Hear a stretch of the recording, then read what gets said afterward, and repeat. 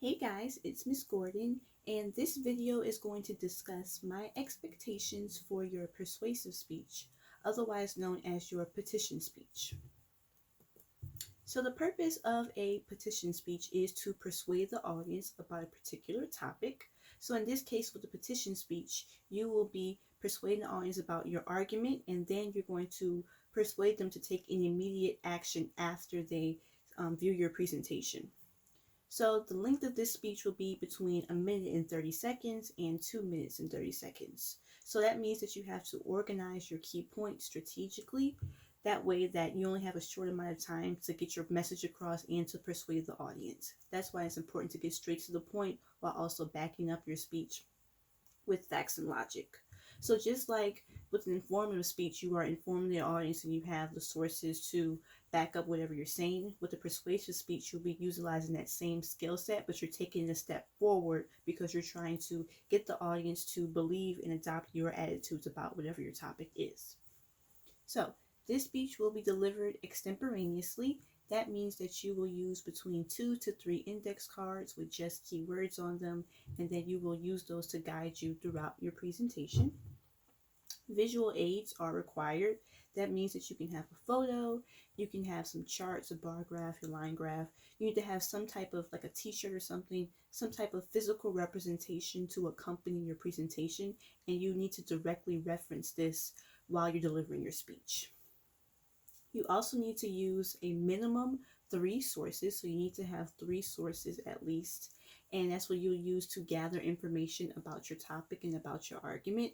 So those, you can look up things on the websites, you can use Google Scholar or the Southeastern databases to find scholarly journal articles about your topic. It's important that while you're trying to persuade the audience, you also have the evidence to back it up. So you need to have 3 sources, and then when you're actually delivering your speech, you need to attribute your sources at least twice throughout your presentation. So that means when you are in the body of your speech, you need to say, according to whatever your source name is, at least twice. So remember that when you're designing your outline, and remember that you can write those attributions on your index cards to remind you to do them while you're delivering your speech. So before you even start structuring your speech, you need to decide what your topic is. And a good way to find a good topic for a persuasive speech is to think about, what are you passionate about? What's something that you see on the news, something in your personal life that impacts you, that gets you riled up and you feel like you want to raise awareness, you feel like you want the audience to act about. So that can be a good topic. So your topic does not need to be political. I did list some example topics on Moodle that included abolishing student loan debt, about legalizing marijuana, about getting rid of the ACT requirement for college admission. So those are some example topics, but you can also be a little bit more creative than that. So let's say that you have a show that you really like that got canceled, and you want the audience to start a petition to get the show back on air. You can deliver a speech about that, and your sources may be the ratings of the show. Your sources may be articles to talk about the significance of the show. So you can find sources that back up whatever your argument is, even if your topic is creative. So don't be afraid to stray away from the common thing that students do, which is do something like a governmental policy or something. You can also be a little bit more creative and lighthearted. So your topic does not have to be controversial or like a hot button issue. So before you start structuring your speech, the first thing that you need to do is decide what your question of policy is.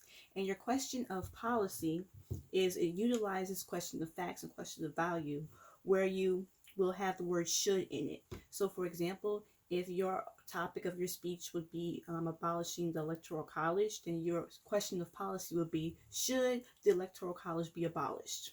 So you need to make sure that you indicate that in your outline. The second thing you need to indicate in your outline is your target audience, which is the portion of the audience that you feel will be most likely to be persuaded by whatever your topic is, and the portion of the audience that will be likely be equipped to do the action. So if you're trying to get the audience to start a protest, you need to target the people in the audience that you feel will be better equipped to start a protest, because that's the purpose of your speech to begin with. So make sure that you utilize those audience analysis skills to decide what your target audience is, and that can be based off of their age, their gender, their sexual orientation, their race. So you make sure that you indicate that, because that corresponds to your topic. After you do that, you need to have your you need to indicate what immediate action you want the audience to take. So that can be a boycott of a brand, that can be donating to a fundraiser, that can be starting a protest, whatever the case. You need to make sure you do these three things before you actually start structuring your speech.